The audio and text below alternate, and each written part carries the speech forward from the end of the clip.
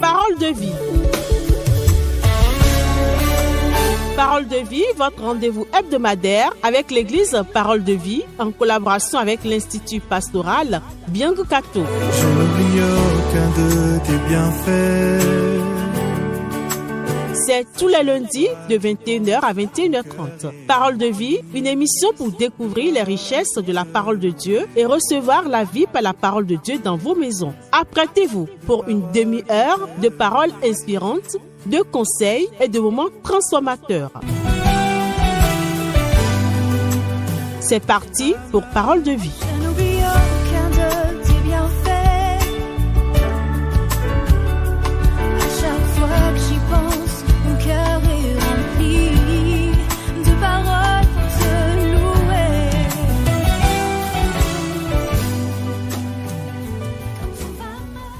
Chers amis auditeurs et auditrices de Radio Maranatha Jésus revient, je vous salue. C'est toujours une grande joie pour moi de vous retrouver autour de notre émission, de ce temps-là que nous consacrons à passer avec notre Seigneur, Parole de vie. Parole de vie, c'est une émission par laquelle le Seigneur s'adresse à nous, voulant nous montrer sa grâce, sa bonté, sa fidélité, et qu'importe ce qu'a été la journée de chacun de nous, qu'importe ce que nous avons eu à vivre, s'il y a une chose dont nous pouvons être sûrs et qui ne change pas, lui qui a dit « Je suis le même hier, aujourd'hui et éternellement », c'est que ces paroles ne changent pas non plus. Il a les paroles de la vie pour toi ce soir, pour moi également, et il aura toujours les paroles de vie qui vont entrer et faire en sorte que même ceux qui est sur le point de mourir puissent retrouver de l'espoir. C'est là ce que je souhaite pour toi, c'est là ce que je désire pour toi. Et je veux te dire, il en sera encore ainsi pour chacun de nous. À la fin de cette émission, Dieu aura encore eu des paroles de vie pour toi. Que son nom soit glorifié, que son nom soit béni. Prions. Notre Dieu, nous t'exaltons, nous te bénissons et nous célébrons ton nom pour celui que tu es, mais surtout pour ce que tu fais aussi. Tu es le Dieu qui est proche de nous. Tu as dit, j'habiterai au milieu d'eux, ils seront mon peuple, je serai leur Dieu. Seigneur, merci, parce que semaine après semaine, tu nous montres que tu as un intérêt particulier pour la vie de chacun de nous, et c'est avec cet intérêt-là que je veux tourner mes regards vers toi pour te dire merci, merci, merci. Il n'y a pas de Dieu qui soit comme toi et c'est pourquoi, Seigneur, ce soir, je prie pour l'ami auditeur, pour l'ami auditrice, te priant que tu aies des paroles de vie pour lui, que tu aies des paroles de vie pour elle. Que ce que nous allons découvrir ensemble ce soir dans ta parole nous apporte la vie, lui apporte la vie. Béni sois-tu, au nom de Jésus. Amen. Dieu a des paroles de vie pour toi et il y arrive que parfois dans nos vies respectives, des situations nous semblent sans issue. On tourne à gauche, c'est un mur. On tourne à droite, c'est un mur. On fait un pas en avant, on avance de 2 pas, 3 pas, c'est à nouveau un mur.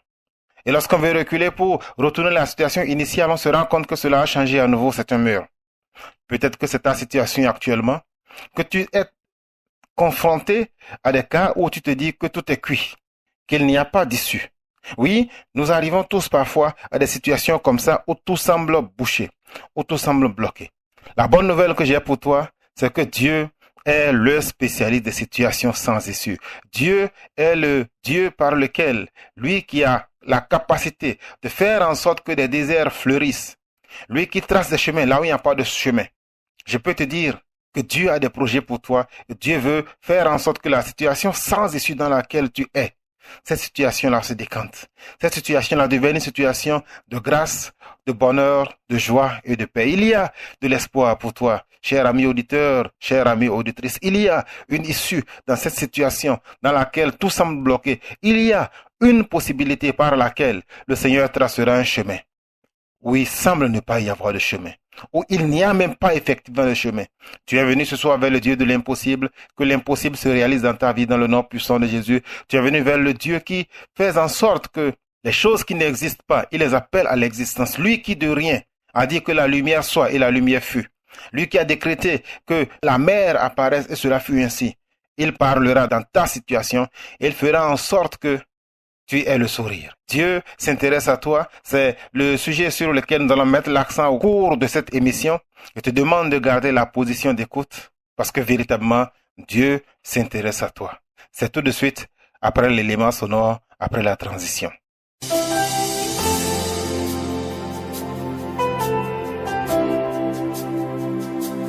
Savez-vous à quel point Dieu s'intéresse à vous personnellement? Découvrez-le maintenant dans notre rubrique spéciale « Dieu s'intéresse à toi ». Restez avec nous.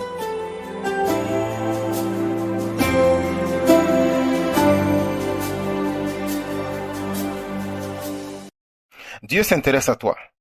Mon ami, mon frère, ma sœur, cher papa, chère maman, Dieu s'intéresse à toi et il voit que tu es là dans cette situation sans issue où tout est bloqué. Dans l'éducation des enfants, dans la santé, dans diverses situations de la vie, tout semble se refermer sur toi. Un pas en avant, 10 pas en arrière. Dieu s'intéresse à toi et Dieu veut te sortir de cette situation parce que il l'a déjà fait dans le passé. Et il n'a pas changé. Ce qu'il a fait hier, il peut encore le faire aujourd'hui. Dieu s'intéresse à toi parce qu'il l'a fait avec un homme qu'on appelle Pierre. Il a sorti Pierre d'une situation qui était une situation sans issue. On aurait pu nommer cette situation de Pierre dans laquelle il était d'une évasion impossible. Pierre était dans une prison et la manière dont son évasion a été organisée aurait pu être traitée comme étant le scénario d'un film de Hollywood. Dieu a sorti Pierre d'une situation sans issue. Je crois qu'il est capable de le faire également dans la tienne. Dieu libère de situations sans issue. Et il veut te libérer de situations sans issue dans le nom puissant de Jésus. Le récit sur lequel je me base pour t'apporter ce message d'espoir ce soir, il est contenu dans le livre des Actes des Apôtres au chapitre 12. Actes des Apôtres au chapitre 12, le récit parle d'une situation vraiment compliquée dans laquelle se trouvait Pierre. En effet, nous lisons Actes chapitre 12, je vous lis les versets 1 et suivants. Il est écrit, à cette époque-là, le roi Hérode se mit à maltraiter des membres de l'Église, et il fit mourir par l'épée Jacques, le frère de Jean. Quand il vit que cela plaisait aux Juifs, il fit encore arrêter Pierre. C'était pendant la fête des pains sans levain. Dieu s'intéresse à toi et Dieu veut te sortir de la situation sans issue comme il l'a fait avec Pierre. Oui, Dieu veut te délivrer, te sortir, te libérer de la situation sans issue comme il l'a fait avec Pierre. La Bible nous dit ici que dans ce passage, Hérode, qui était le responsable, le dirigeant de la région de Judée, d'Israël à l'époque de la naissance de Jésus, et même après la naissance de Jésus, il venait d'assassiner Jacques, le frère du Seigneur. Et cet assassinat lui avait donné le courage. Il se disait, j'ai fait cela à plus aux gens, alors pourquoi m'arrêter en si bon chemin? Le verset 2 de Acte 12 nous le dit clairement. Il se mit à maltraiter les membres de l'Église. Peut-être que je ne te parle pas ici seulement des souffrances qui sont dues à la persécution. Je te parle de toutes ces situations dans lesquelles tu te trouves parfois et qui sont les plus difficiles que tu aies jamais connues. Tu es maltraité par un parent, maltraité par un mari, maltraité par les situations de la vie, maltraité par un enseignant, maltraité par un propriétaire. Quelle que soit la source de la maltraitance, la Bible nous dit ici que dans le cas des apôtres, des membres de l'Église, ils étaient en train de souffrir parce que quelqu'un était là qui leur faisait du mal. Nous lisons dans le cas de Jacques, le frère de Jean, bien que c'était les gens qui étaient les tout bouillants, qui disaient, est-ce que tu veux qu'on demande que le feu descende du ciel pour brûler les gens? Leur zèle, leur passion n'a pas pu leur éviter la mort de Hérode. Alors, tous étaient découragés. Pourquoi n'ont-ils pas invoqué le feu pour que cela détruise Hérode? Les gens étaient abattus. Et donc, dans cette situation, lorsque on fait arrêter Pierre, Pierre se dit que certainement c'est une situation similaire qui l'attend. Pierre est désespéré parce que la situation lui semble sans issue. Pierre s'attend à mourir et à être tué comme on a tué Jacques. Je ne sais pas la crise dans laquelle tu es ni la situation que tu traverses et peut-être que tu es actuellement en train de désespérer comme Pierre avait désespéré. Mais je veux te dire que ta situation ne finira pas comme la situation de Pierre dans le nom puissant de Jésus. Ce qui est arrivé dans le cas de Jacques, ta situation sera différente.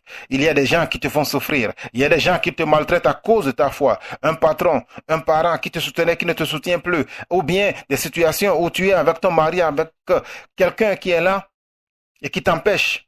Et tu souffres. Et tu as été témoin de ces souffrances-là. Et à cause de cela, tu perds espoir en te disant, si Dieu n'a pas pu protéger Jacques, pourquoi est-ce qu'il va me protéger, moi qui m'appelle Pierre? Ton cas sera différent au nom de Jésus. Ta situation ne sera pas une situation sans issue au nom puissant de Jésus. L'espoir a disparu.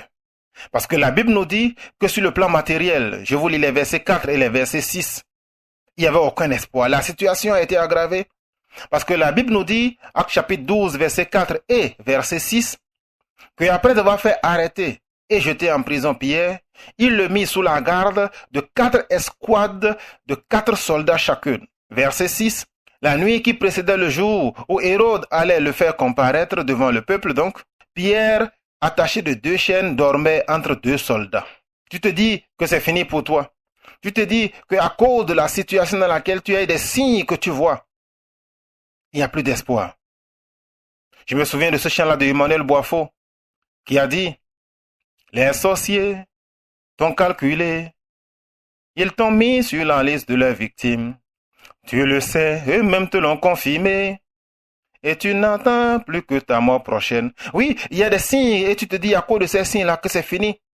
Non seulement tu devinais que la situation était compliquée, mais voilà que toi-même tu as les preuves que tout semble perdu. Non, tout n'est pas perdu. Pierre était gardé par 16 personnes, nous dit le verset 4. 16 personnes gardaient Pierre.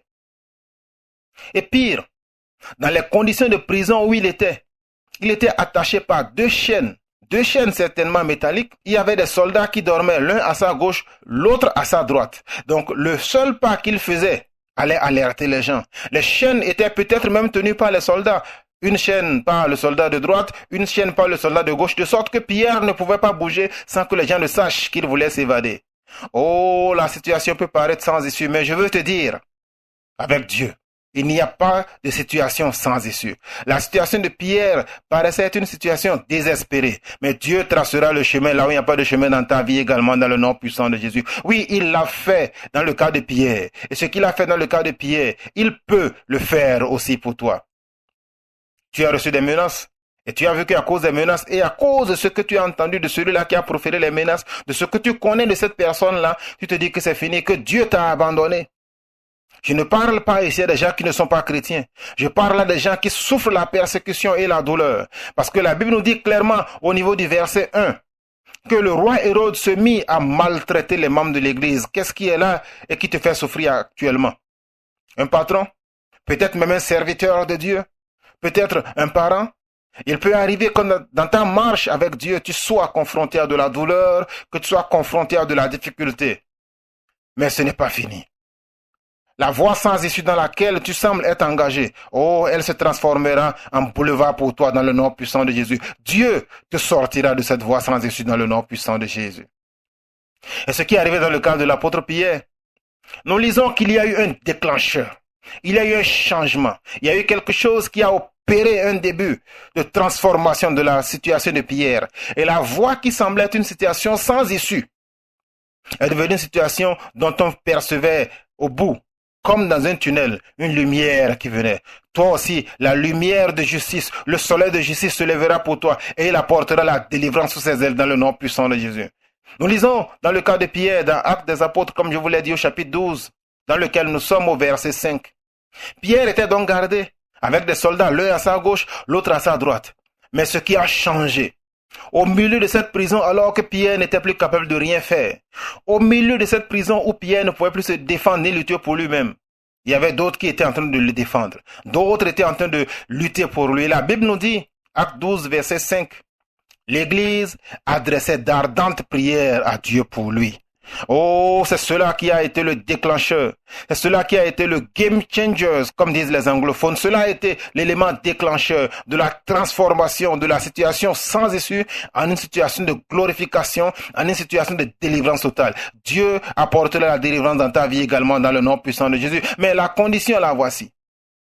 La Bible nous dit au niveau de ce verset 5, l'Église adressait d'ardentes prières à Dieu pour Pierre. Quelle que soit la prison dans laquelle tu es, quelle que soit dans la prison dans laquelle tes ennemis t'ont mis, tes patrons t'ont mis, tes chefs t'ont mis, Dieu veut te délivrer, Dieu veut te sortir, Dieu veut restaurer ta situation à une condition. par la prière. Je ne parle pas de ces prières dormantes. Je ne parle pas de ces prières de rêverie. Je ne parle pas de ces prières où on se met à ruminer ou à bafouiner des choses. Non, je parle de prières ardentes. L'Église adressait des prières pour le compte de Pierre. Et Pierre était là, certes, dans la prison. Mais des gens étaient en train, progressivement, de bombarder la prière. Les murs de Jéricho sont tombés. Ce n'était pas à cause de la puissance militaire de l'armée d'Israël. Non, les murs de Jéricho sont tombés parce que quelqu'un de plus puissant était en train de bombarder les murs de Jéricho. Les murs sont en train de se fendiller au fur et à mesure que des prières sont en train de monter vers le ciel pour toi, vers le trône de grâce pour toi. Dieu est en train de briser les murs. Dieu est en train de tracer les chemins là où il y a des voies semblent sans issue, là où l'évasion semble sans issue, là où la délivrance semble sans issue. La prière bouscule les fondements même et trace les chemins là où il n'y a pas de chemin. Le verset 12 nous dit que beaucoup de gens étaient en train de prier. Oui, le verset 5 nous a résumé cela de façon brève en disant que l'Église adressait d'ardentes prières à Dieu. Parce que c'est Dieu qui est capable de te sortir de la situation sans issue. Et nous le lisons dans le verset 12, on dit que beaucoup de gens étaient rassemblés dans la maison de Marie, la mère de Jean. Beaucoup de personnes étaient réunies et priaient. La prière commence et la prière ne s'arrête que lorsque Dieu a donné l'exaucement. Prie, mon frère, de façon ardente. Prie de façon zélée. Prie de façon déterminée. Supplie le Seigneur tant que tu n'as pas été libéré, tant que tu n'as pas été délivré. Les ennemis, comme l'a dit la parole de Dieu dans le livre de Corinthiens, contre lesquels nous luttons, ne sont pas charnels. Éphésiens le confirme, nous ne luttons pas contre la chair et contre le sang. Ils ne sont pas allés supplier Hérode, ils ne sont pas allés faire un meeting, ils ne sont pas allés faire une manifestation avec des pancartes devant le palais de Hérode, non. Ils ont fait une manifestation devant celui qui a dit, même le cœur du roi est comme un courant d'eau dans la main de l'Éternel et qu'il l'incline là où il veut. Dieu te parle ce soir, cher ami. Dieu te parle, cher frère, chère sœur. Et Dieu te dit, je suis celui-là qui peut te sortir de la voie sans issue dans laquelle tu es engagé. L'Église intercédait. Les frères et les sœurs étaient en train de prier. Je parie que dans sa prison, Pierre aussi ne s'était pas. Ta situation ne sera réglée que par Dieu seul. La voie sans issue ne sera tracée, débouchée que par Dieu seul. Parle à Dieu. Demande à des frères et à des sœurs de prier avec toi. Et ce que tu penses est une voie sans issue parce qu'on t'a arrêté, parce qu'on t'a mis en prison, parce qu'il y a des gens qui te gardent, qui te surveillent, parce que tu dors avec un gardien à gauche, avec un gardien à droite et que tu sais que tu ne peux pas bouger. Dis-toi une chose. Dieu peut te faire bouger. Et c'est ce qui arriva effectivement. Nous lisons dans la parole de Dieu toujours, à présent le verset 7 jusqu'au verset 10. Il est écrit. Actes des Apôtres chapitre 12, verset 7 à 10. Soudain, je peux dire encore même une troisième fois soudain, un ange du Seigneur survint et une lumière resplendit dans la cellule. L'ange réveilla Pierre en le frappant au côté et lui dit, lève-toi vite. Les chaînes tombèrent de ses mains, puis l'ange lui dit, mets ta ceinture et tes sandales, ce qu'il fit. L'ange lui dit encore, mets ton manteau et suis-moi. Pierre sortit et le suivit sans savoir que ce que l'ange faisait était réel. Il croyait avoir une vision. Ils passaient la première garde, puis la seconde, et ils arrivaient à la porte de fer qui mène à la ville. La porte s'ouvrit d'elle-même devant eux. Soudain, la porte s'ouvrit d'elle-même devant eux. Ils sortirent et s'avancèrent dans une rue. Aussitôt, mission accomplie, donc aussitôt, l'ange quitta Pierre. Oh, que de paroles d'espoir. Je veux te dire ce soir que Dieu s'intéresse à toi et il veut te sortir de la situation sans issue dans laquelle tu es. Il veut te libérer de la prison dans laquelle tu es retenu. Ce n'est peut-être pas une prison physique, mais ça peut être une prison émotionnelle. Une prison qui est là, qui est non seulement émotionnelle, mais peut-être même une prison spirituelle. Dieu veut te délivrer. Dieu veut te sortir de la situation sans issue dans laquelle tu es. Et pour cela, Dieu n'a pas besoin de temps. Le verset 7 nous dit que c'est soudain que l'ange est apparu. L'ange est arrivé brusquement. Et lorsque l'ange a fini son travail, il est parti aussitôt. La solution de Dieu ne met pas de temps à survenir. Mais tu ne sais pas quand est-ce que cette solution-là va venir. C'est pourquoi nous avons lu dans le verset 12 que Pierre avait été libéré. Mais les gens étaient en train de continuer par prier pour lui. Ils ne savaient même pas que Pierre avait été libéré. Je vais te dire, prie. Prie jusqu'à ce que les murs de ta prison soient fendillés. Prie jusqu'à ce que celui qui a dit que le cœur du roi est comme un courant d'eau dans la main de l'Éternel et qu'il l'incline là où il veut, fasse en sorte que le roi et celui qui te gardait en prison te soient favorables. Prie, parce que la solution de Dieu arrive en un claquement de doigts. Je trouve cette histoire formidable. Tu es actuellement dans les ténèbres et tu te demandes comment est-ce que tu vas t'en sortir. Non, Dieu fera luire sa lumière dans ta vie dans le nom puissant de Jésus. Il luira, il éclairera ta situation et ta situation ne sera plus jamais la même. Dans la profondeur de la prison, où autour de 16 personnes le gardaient, la lumière de Dieu apparut. Je prie ce soir que la lumière de Dieu brille dans ta vie dans le nom puissant de Jésus. Pendant que des gens sont en train de prier, pendant que toi-même tu es en train de faire des prières ardentes, que la lumière de Dieu brille dans ta situation au nom puissant de Jésus et que toutes les formes de ténèbres, d'obscurité soient chassées de ta vie. C'est ma prière pour toi dans le nom puissant de Jésus. L'ange lui dit, lève-toi, habille-toi et suis-moi. Je trouve cela formidable. Dieu parle et cela arrive. Lui qui avait dit à la création du monde que la lumière soit, et la lumière fut. Lui qui avait dit qu'il paraisse le sec. Lui qui a dit que les eaux du bas et du haut se séparent. Il parle encore. Il crée toutes choses par sa parole. Et sa parole est encore vivante et puissante pour agir toi aussi dans ta vie dans le nom puissant de Jésus. Dieu parlera dans ta vie dans le nom de Jésus. Mais lorsqu'il parlera, obéiras-tu? L'ange lui a dit, lève-toi vite. Et Pierre s'est levé. L'ange lui a dit, mets tes chaussures. Et la Bible nous dit au niveau du verset 8, Pierre fit cela, il mit ses chaussures. L'ange lui dit, mets ton manteau sur moi. Et la Bible nous dit, Pierre sortit et le suivit au verset 9. Lorsque Dieu te parle comme il te parle ce soir, lui obéis-tu? Si tu obéis, tu connaîtras le même sort.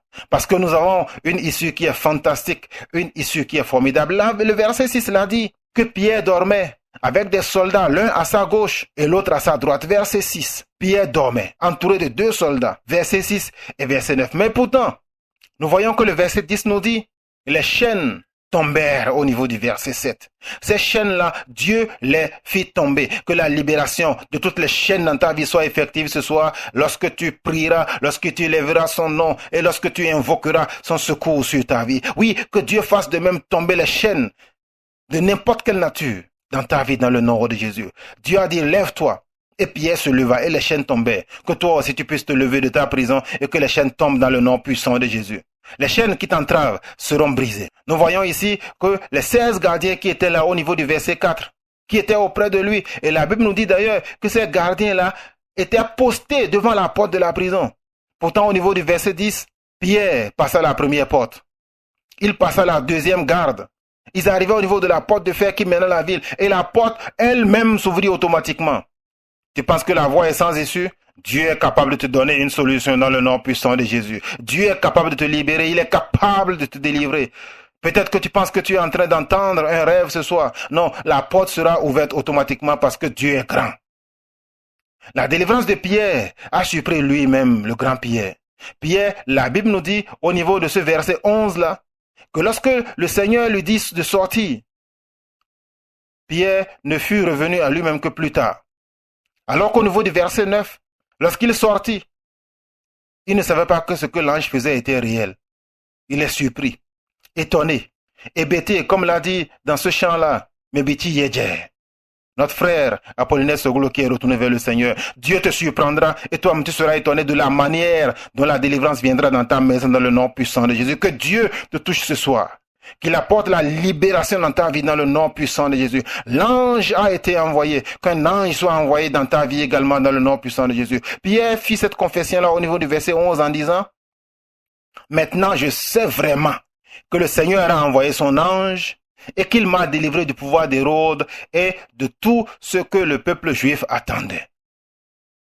Oui, Pierre d'abord croyait qu'il voyait un rêve. C'est comme ça que la délivrance de Dieu viendra dans ta vie. Ils verront et ils seront étonnés quand ils verront la gloire de Dieu dans sa vie. Même Pierre fut surpris de la manière dont le Seigneur a agi. Toi-même tu verras la gloire de Dieu et la restauration de Dieu. C'est incroyable, mais c'est vrai.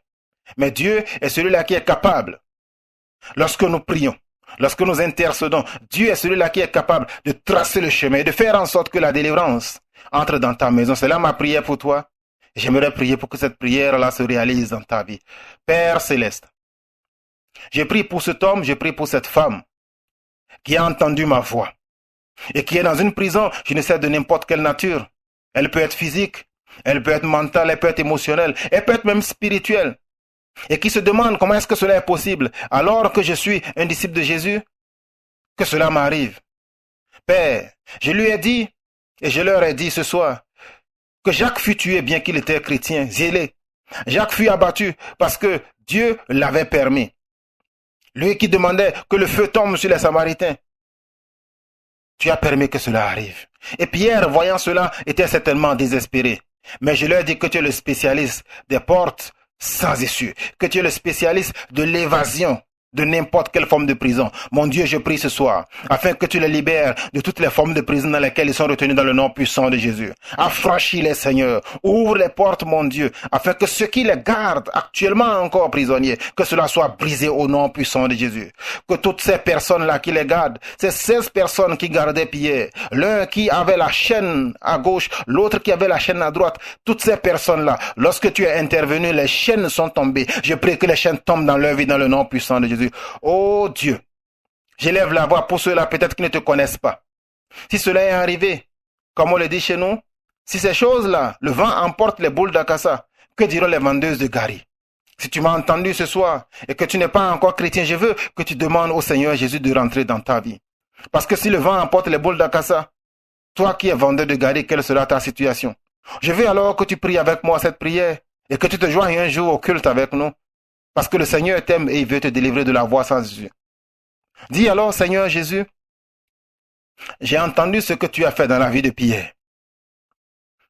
Et je veux que tu fasses la même chose dans ma vie, moi aussi. Que tu me libères de prison. Que tu brises mes chaînes. En particulier les chaînes de péché. Je te demande d'étendre ta main et de m'arracher de tout ce qui est là comme chaîne et comme prison dans laquelle je suis. Délivre-moi, Seigneur. Écris mon nom dans le livre de vie et donne-moi la vie éternelle. Je te remercie parce que tu l'as fait. Au nom de Jésus, Amen.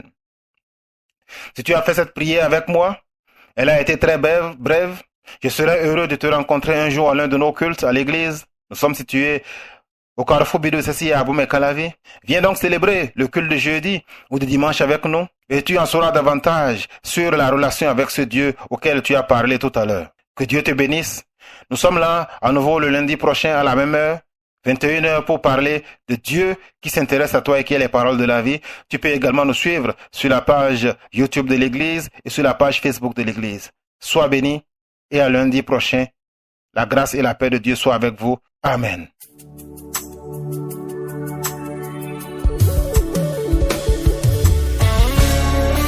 C'est ainsi que se termine votre émission Parole de vie. Merci de nous avoir écoutés. Nous espérons que vous avez été édifiés et inspirés. Rendez-vous lundi prochain à la même heure sur votre radio, Radio Maranatha, la 103.1 FM. Pour toute question ou pour plus d'informations, appelez-nous au +229 65 21 99 99 ou +229 94 57 85 85. De paroles pour te louer. L'église Parole de Vie et l'Institut pastoral Biang Kato sont situés à Aboumé-Calavi, carrefour Bidou-Sessi, premier étage, immeuble EUG Bénin, avant le supermarché Azima. Que la paix et la bénédiction de notre Seigneur Jésus-Christ soient avec vous. À lundi prochain.